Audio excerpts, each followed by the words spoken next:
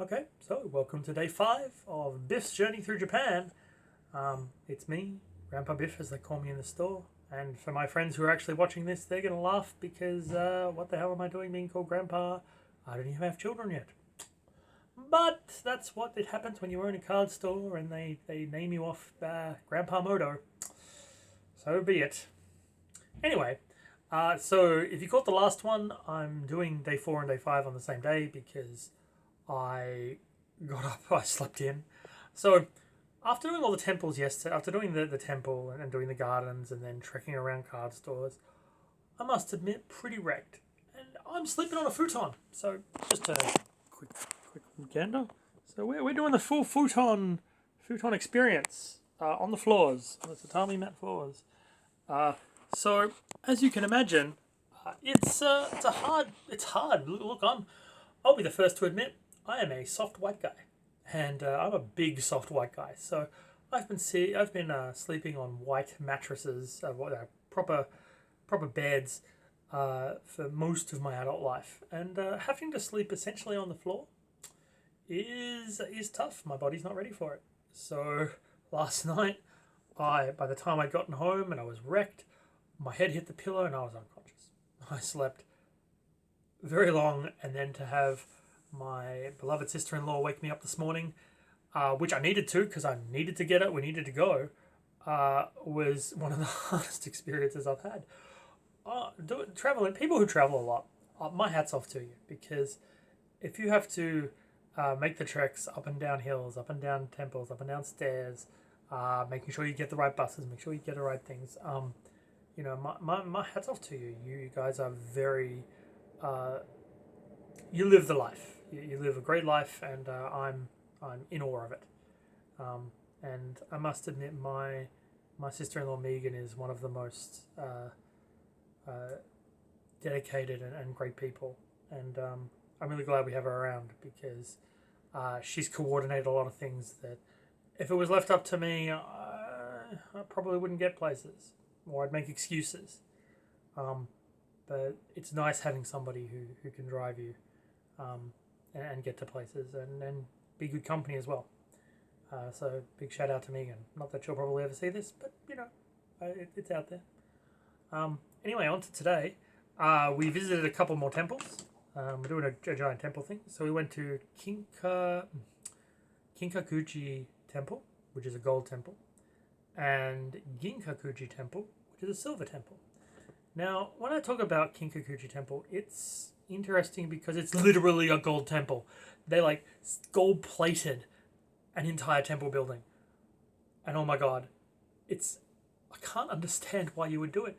Like every time I think, because I did a history degree, so every time I think back on various things in history, like the statue of Zeus, or even when we think of the Colossus of Rhodes, most of those objects that are solid gold or are precious metals usually get stripped for them because you can't do it. And yet, here we have a giant temple in gold. Well, gold-plated. It's not solid gold. That would be pointless. So it's an amazing thing. I was astounded. It glittered. It was a lovely day. We haven't actually had any rain yet. No, we haven't really had any rain yet, which has been very thankful, very thankful. We've been going around and looking at all of these various temples, and the weather's been amazing. So the sun hitting the Golden Temple, wow. Mind blown, because you just don't see, golden glittery temples. And then, thankfully, I have a photo of me stealing the Golden Temple, because we managed to get the frame right so that I've got my bag open while I'm grabbing the temple and shoving it into my bag. So I'm hoping to put that up somewhere. Megan, I think, put that up somewhere. So that's just a really cool photo, and I'm glad Megan took it for me because A grade. Like my Yu-Gi-Oh boys are busy trying to do special photos and that. But stealing a golden temple, kind of cool. See if I can steal some other objects while I'm here. Moving on though. So the rest of the temple complex though, very short, and wasn't as spectacular as I thought it might have been, which is pretty sad. I was expecting something more maybe more impressive. Is that the word I'm going to use? Yeah. I was expecting something more impressive than what I got. And it wasn't as impressive as what I thought it would be, which is pretty sad. What else can I tell you about it? Well, not a lot, because it had a lot of tourist trappy things. There were a lot of people, a lot of different stores trying to sell you the same charms. Now look, don't get me wrong, I'm probably going to be the first to line up to buy myself some Daikoku shrines and charms when I go to visit a lot of the 7 fortune shrines. But they just keep selling the same charms. And they're literally the same charms, same materials. So, bit of a misdemeanor. It just... Maybe the fact there was no priest on site. So I feel like it was just a marketing gimmick as opposed to having an actual priest there directing you and telling you what you should do. Which is when I went to the Bishamonten temple in Denden town.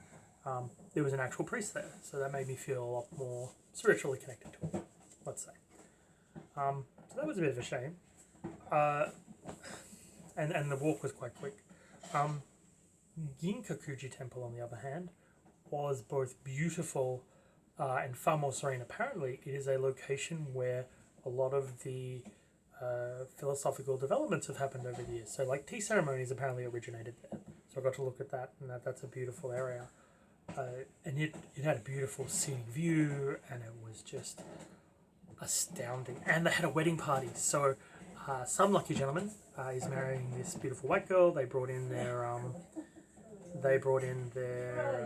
their family, and that's great because they all looked amazing. They all wore kimonos. So we've been finding groups of kimonos. Actually, what I should have mentioned, there are a lot of costume hire shops. And okay, people may be saying, well, Mark, you and your wife and things do think there's Luke in the background. So people may be wondering, Mark, Leah, you didn't do the costuming thing. Well, look, we may have done L5R for years. Yeah. But we don't feel the need to dress up and walk around different places in various costumes because it's not appropriate for us. I feel like I'm culturally appropriating if I do something like that. Whereas if I'm acting in a role, that's a totally different. That's for a special occasion because there was the wedding ceremony. Yes. That's sorry. That's what we're discussing. My bad. So unless you have a special occasion or a real reason to use it, that sort of thing, kind of weird. And if I'd been walking around dressed as a Shinsengumi, bye Luke. If I'd been walking around dressed as a Shinsengumi, well, that would have appealed to my Kenshin enjoyment. On the other hand, that would have been culturally insensitive. That's a no-no. Don't do that. Very bad. That being said, if that's your thing. However, the two things I wanted to bring up was, one, the girls, you never saw a single girl on their own dressed in these kimonos. You would see pairs, you would see groups, you would see a gentleman and his girlfriend or his significant other, or maybe even his sister, I don't know, I didn't ask, but you would see these people, but never singly. And I think that's a very important thing. And yeah, as I said, saw a wedding party, and they were amazing. They were frivolous. We took photos for them, and it was good seeing different cultures being brought together for such a happy occasion. And yeah, they looked amazing. They looked absolutely amazing. So walking around Kinkakuji Temple was a real treat. I felt very much at peace, very calm. I can understand exactly why it's there. Getting up to the temple, however, there are rows of tourist traps. Oh my gosh. But lots of street vendors, which Luke bought a sweet potato. Now, good question to everybody. Is sweet potato a vegetable? I wanted some tempura vegetables, but apparently all they were doing is sweet potato, and I'm not going to have potato anymore. So if you think sweet potato is an actual vegetable, please leave it in the comments below, because I'll be able to tell Luke that he's right or wrong. I'm hoping he's wrong. I know it's a vegetable, but I mean, it's not the healthiest of vegetables. And yeah, the fact that I can't have the starchy foods at the moment, probably a reason why I'm a bit jelly. Yeah, probably. The fact that he said it, though, was a bit of a knife in the back. We did go to another temple, which was beautiful, and here's Kiyomizu-dera temple. Basically, it has this giant scaffolded temple. that has giant red torii arches. Apparently it has the largest set of torii arches in Japan, I think. People have to correct me if I'm wrong. I'm going to have to talk to Leah about that because she mentioned that briefly, and so we'll see how that goes. However, besides being giant and red, beautiful buildings, beautiful tall red. We went just in the evening. We were there at about 4 o'clock, so the sun started to set, and looking out onto Kyoto, with the setting sun on the top of these giant temples.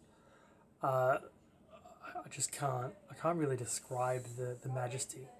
It made me feel like that if I were Nobunaga, or if I were these powerful generals, or if I was a priest looking out over that sun, over a rising, an older Japan, it just made me feel really humble. That's what I'm going to use. Very humble. That entire experience and taking lots of photos. I've taken a lot of photos of this particular temple because the beauty was just, and the views were just amazing. I just can't. Yeah, the hills of Kyoto were very, very beautiful. It was a very interesting thing. The other thing though, again, there were entire streets. Now, okay, streets here in Japan don't have footpaths as a general rule. So they have white lines, and on these white lines you have to stay on the side of the white line and then hope the car doesn't hit you. And there's room usually enough only for one car. So the car goes down, and then you're desperately trying to get to the left or the right. And because it feels more like a footpath you're traveling on, you'll just wander into the middle of the road, and then you'll have to quickly get off the road as a car comes zooming past. Now imagine doing that in like, say, Burke Street Mall. If there was a car that would just mysteriously go down the middle, and more than one car repeatedly. So you're having these tourists, and you have street vendors on either side who are desperately trying to sell you things while there are these cars zooming down the middle. Now, thankfully, halfway up that hill, and it was a very steep hill, and my legs are killing me. But that aside, I've done a lot of walking up and down these hills. So there were some very steep vertical hills. Really, I saw. But the amount of stairs, besides the amount of stairs, actually having street vendors that are selling you things and then having these cars zoom down the middle, kind of dangerous, kind of crazy. Definitely think that there should be some form of footpaths, especially around these tourist areas, because I just don't want to see any of the kids. There were a lot of kids that were like playing in the middle of the road, wouldn't notice the cars, and they would have to quickly move stuff off to the side. Thankfully, the one thing I will say, no beeping horns at the pedestrians, and they patiently waited for the pedestrians to notice the car and then move away, which I'm not sure would happen in Melbourne or anywhere else.